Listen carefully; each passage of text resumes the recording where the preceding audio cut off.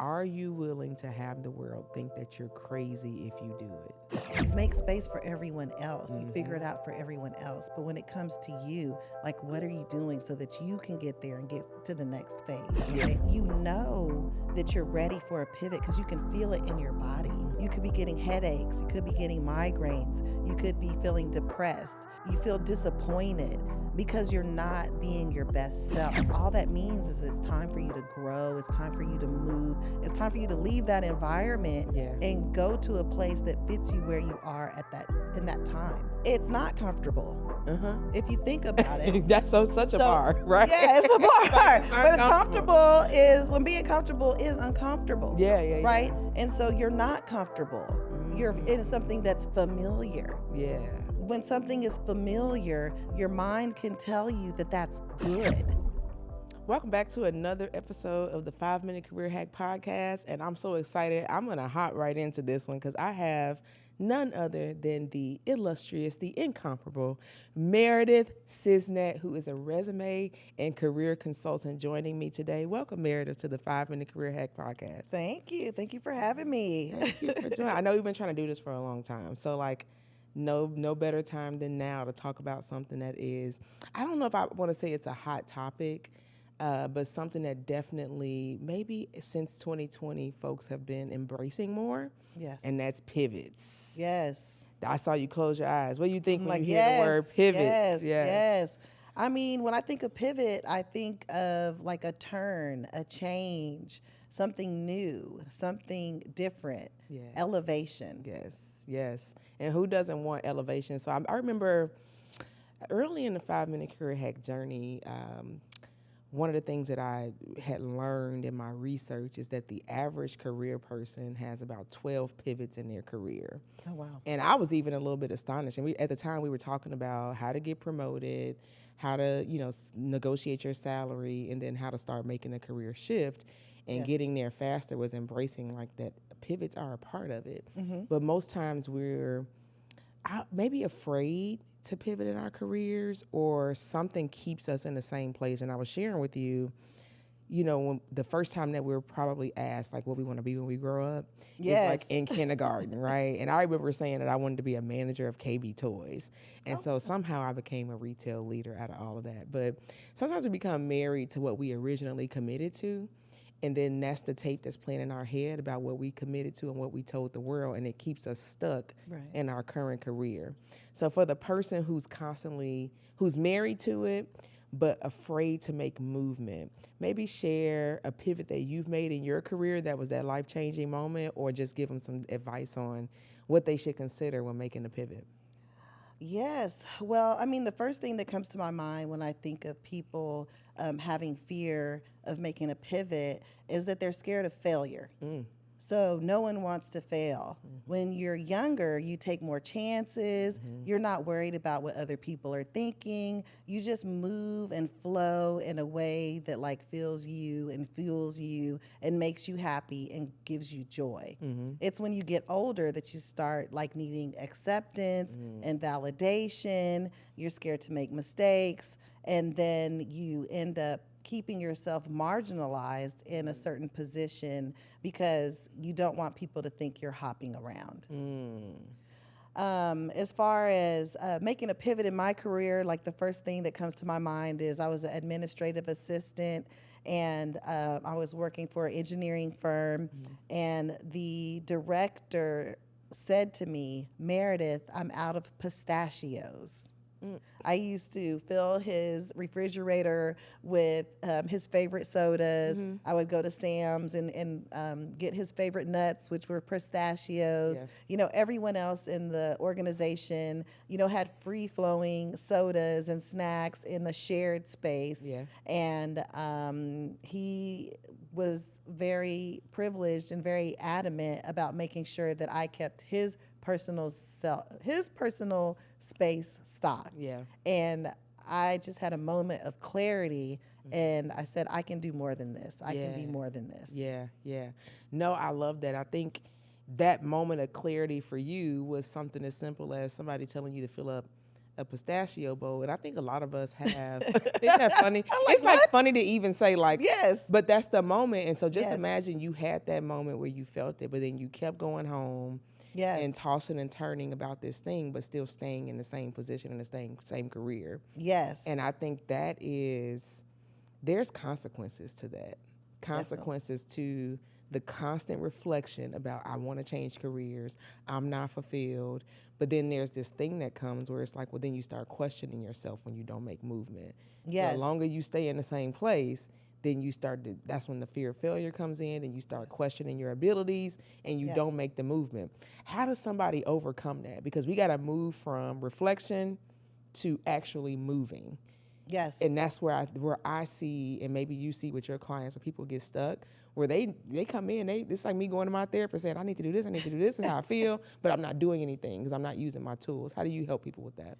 Well, yes. I mean, one thing that sticks out in my mind when you say stuck, like a lot of people feel stuck at different times. Yeah. And you're just stuck in the same place. You're stagnant.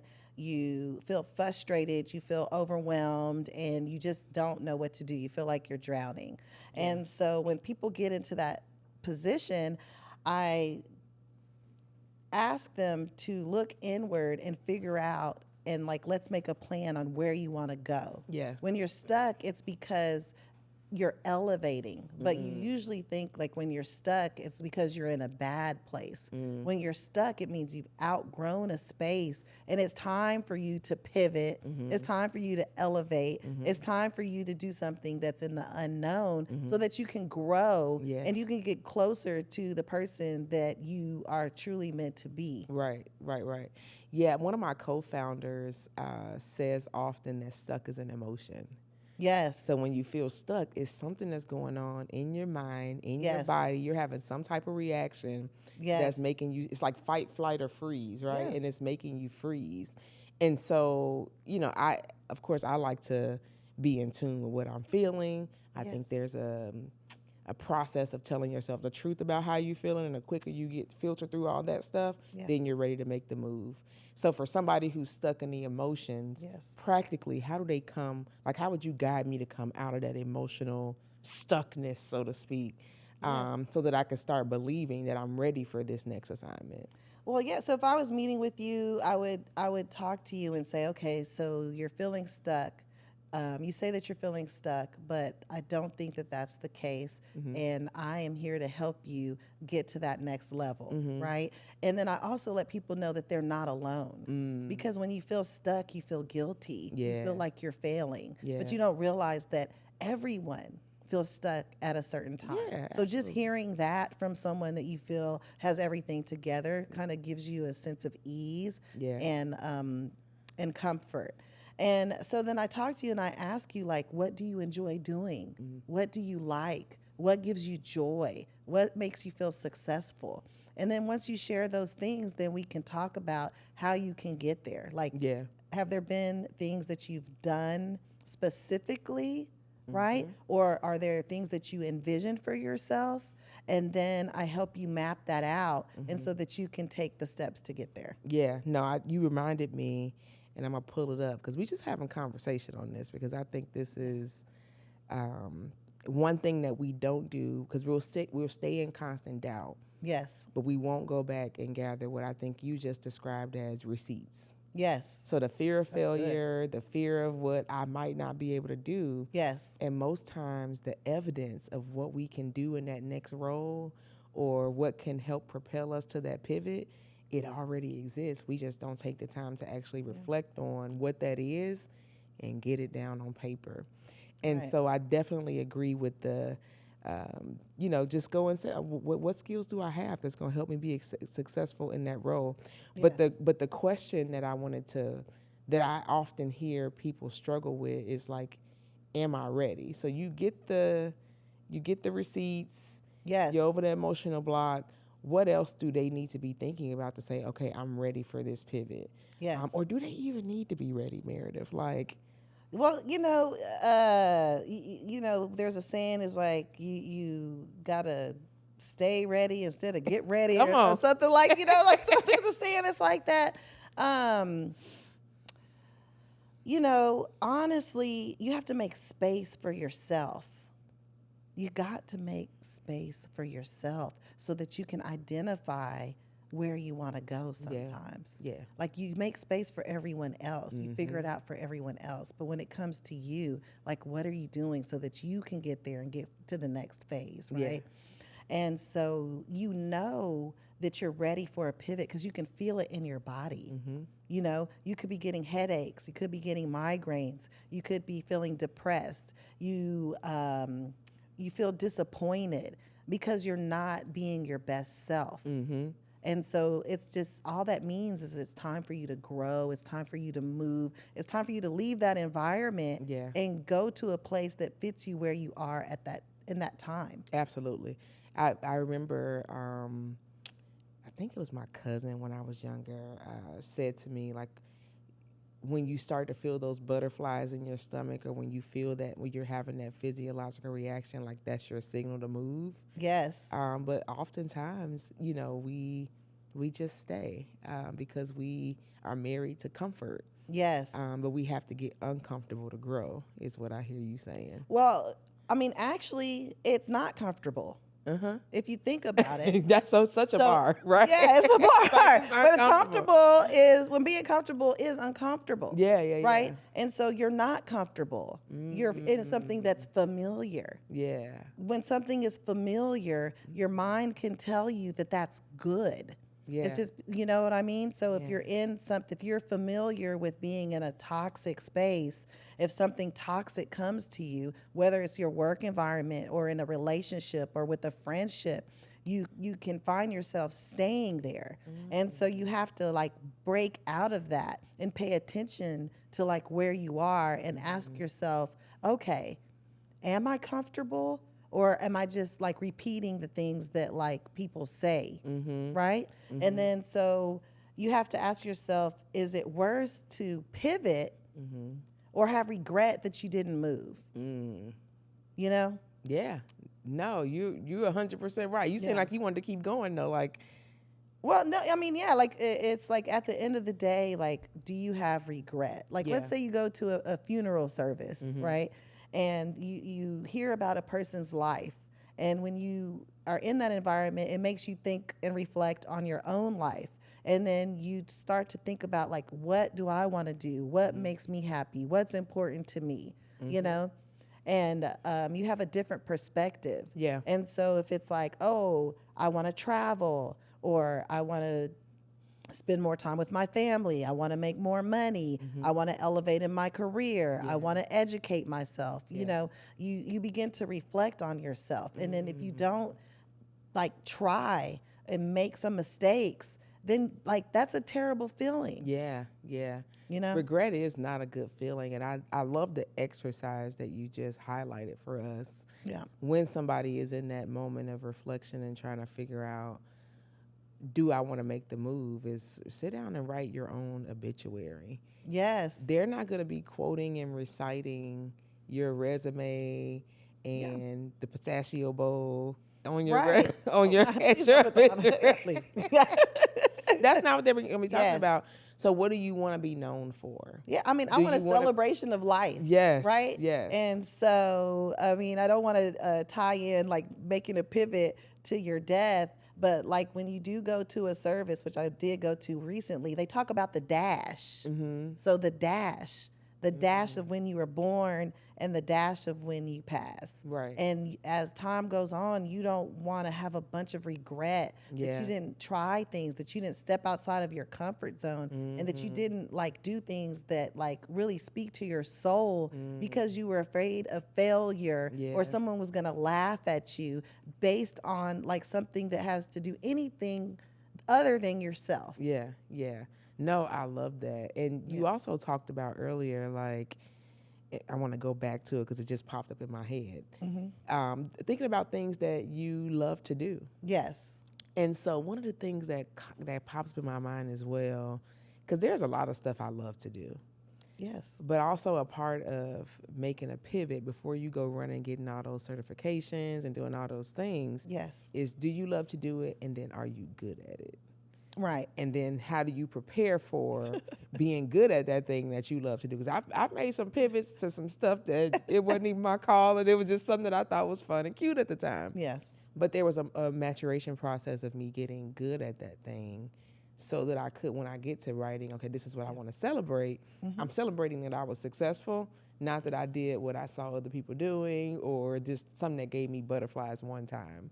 Right. What does that look like? You know, maybe you have a relatable story of when you were like, all right, I'm good at this thing, but now I want to make sure that I love to do this thing, but I want to make sure that I'm good at it and that I'm successful at it, so I can actually celebrate. Because sometimes pivots can fail if you don't and that's explore that okay. process. Yeah. Yeah, and I'm really glad that you said that, because failure is okay. Yes, it is. And so somewhere we learn that failure is like this terrible thing. Not But formula. failure means you tried. Yes. And then you learn. Yes. And then you grow. Perspective. And yes. it gives you perspective. It gives you knowledge. It gives you insight. It gives you expertise. And you know what not to do again. Absolutely. Like what? I mean, come on. You know what I mean? Absolutely. Failure is great at the end of the day. Yes. Yeah, I have definitely pivoted. I was in organizational training and development. I did new hire orientations. I love gathering people together and creating a space by bringing in everyone's ideas and identifying their expertise. So if it's an event, you're good at the decor, you handle the decor. I can easily see like people's strengths, and I'm like, you want to do that? Yeah. You have at it. That's leadership. You know 100%. If you need anything from me, let me know. Yeah. But like that's your baby. Yeah.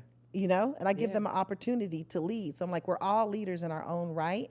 I'm just managing the collective. Yes. Right. Yes. And so I love that. But now I'm in a role with contract management, and that is more paper focused. I do communicate with organizations, but I'm more behind the scenes. Yeah. And so that was definitely a pivot. And so it makes me well-rounded.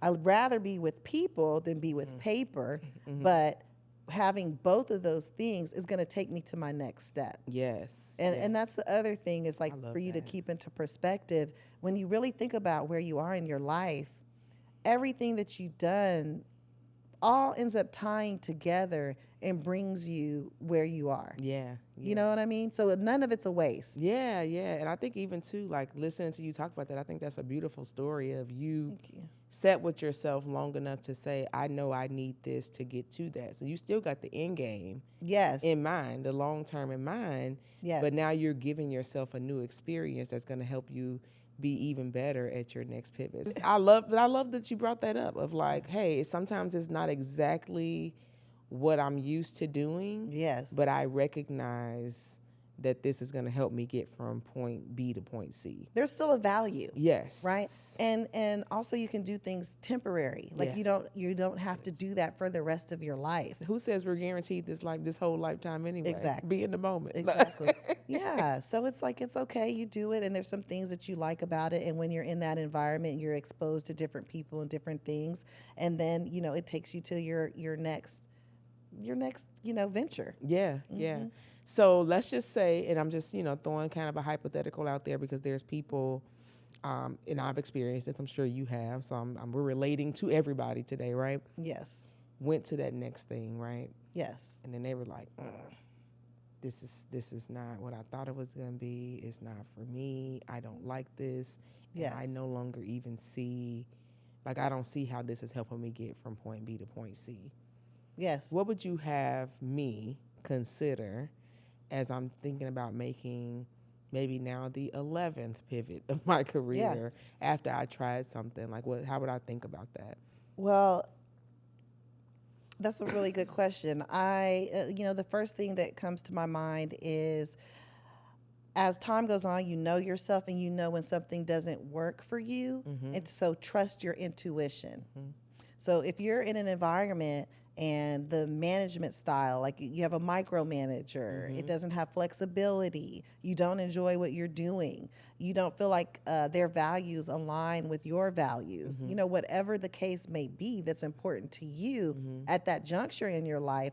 If that doesn't fit for you, then it's okay to say this doesn't work for me, and then don't quit. Keep that job, and then you know, Don't quit, don't okay? quit, don't quit. Don't do it. Don't do it. Okay. So Be strategic. you yes, said. be very strategic about what you're doing, and then just start applying for other things, and that's okay. Yeah. Yeah. And so, like when you start worrying about, oh, people are gonna say I'm job hopping, people are gonna, you know, think something negative about me.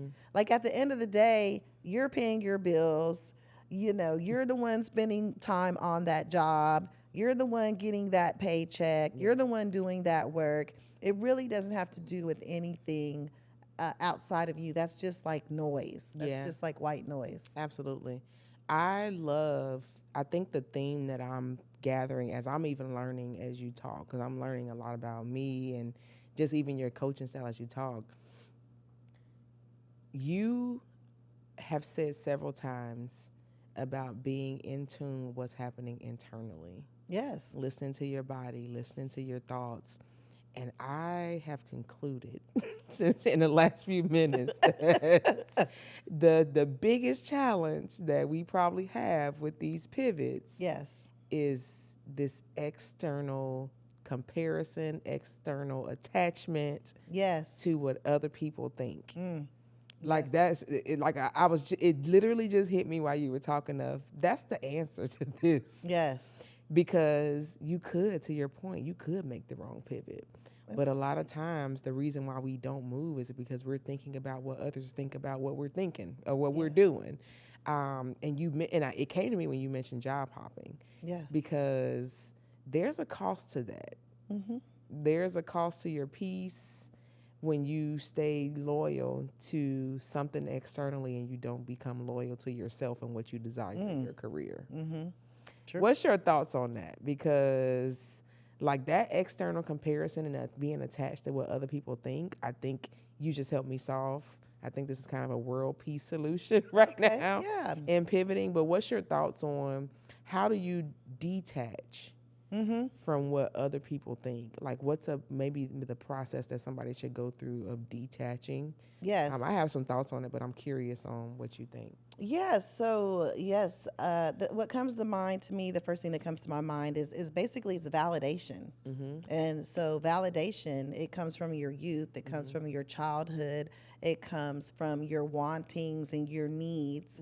And then as you become an adult, those things are kind of sewn into your life choices as an adult. And so, I mean, it may sound goofy, but it's just like loving yourself. Yeah. You know, it's like Whitney Houston, when you were talking, I was thinking of the song, Learning to Love Yourself. That's my girl. It is the greatest love of all. You might be the first guest that sang. I love it. Come on. Yeah, I'm just saying, like, you just love yourself through the mistakes. And just remember that you validate you. It's when you are looking for those external validations from people that you're doing enough and that you're doing a good job and that you are great. Then you're not being really true to yourself. And for me, like it doesn't always feel like that. I have to remind myself, you know, of that. From time to time. It's a forever journey. Yes. You know, it's like a drug or something like that, you know, where you're looking for someone's validation. Yeah. And as women, you know, you really have to hold true to that. Yeah.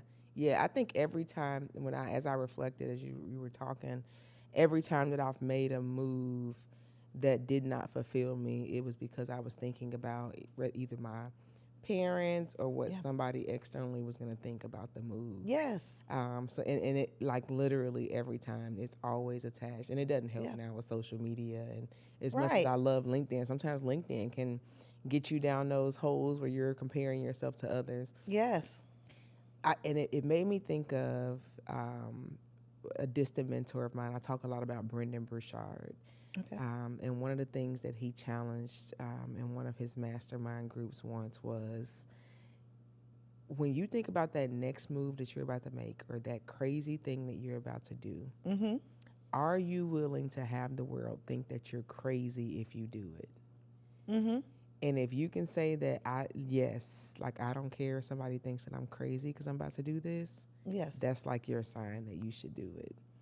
Definitely. Like, not worrying about, like, you can't, do you think I'm crazy? Okay, mama think I'm crazy. Okay, cool. Let me go do this thing. That's the validation piece. Yes. Yeah, I mean that makes me think.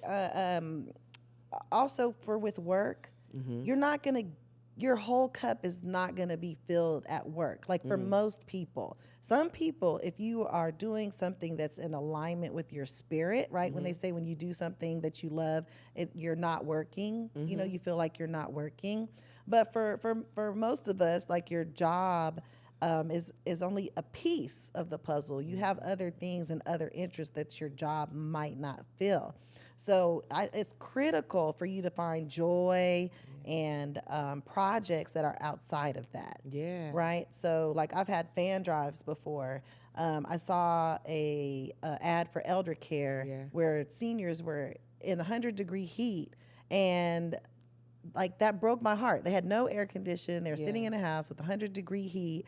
And immediately I said, I have to do something. I went to work. I couldn't work. I was just sitting there.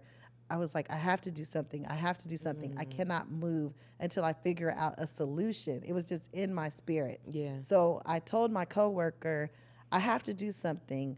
I think I'm going to start a fan drive. And she's like, really? I said, yes. She said, I'll buy a fan. Yeah. That's how it started. Oh my God. And then from there, I just started reaching out to people, and they're like, I'll buy a fan and I'll talk to my coworkers and I'll do this. And then next thing you know, I had like 150 fans. Wow. The next year I got like $5,000 in cash, you know? Wow. And so it's, if you listen to your spirit and you move from intention and you don't move from like, is anybody going to approve my thoughts and the ideas that come in my head, you'll be more successful. Oh my goodness. And happy. Yes, yes. And I love, even though we spend a good bit of our time in our careers, that's just a piece of the puzzle. It's a small, it's a sliver. It pays our bills. It's important. You know, She's like, keep no. your job. Keep that job. You know, but you know, until you can work for yourself. But yeah, you know, absolutely. if that's But I what you think finding that thing outside of work, yes, that even sometimes helps you come to work and enjoy work a little more. it does. Yeah, yeah. Yes. It's a mosaic Yes. of the makeup of, you know, your full life, because work is not your full life. But again, because we spend so much time there, Yes. we got to be doing something that keeps us in thrive mode. That's how you become a Renaissance woman, like you and I, honey. Yes, Yes. come on, Renaissance woman. Yes. So to the man or woman who's watching Yes. this, as we wrap up, before I ask, I'm going to ask you for your final 5 words, just so you know. Okay. But for the man or woman who's watching this, who is on the cusp of maybe burnout or on the cusp of that pivot, but they don't know exactly what it takes to become that Renaissance woman or Renaissance man like you and I, what's the one thing that they need to do? I know we've talked about a lot, but if you could give a one thing that is the power move, what would you say that is? Let me see how many words it is. Always be true to yourself. Come on, always be true to yourself.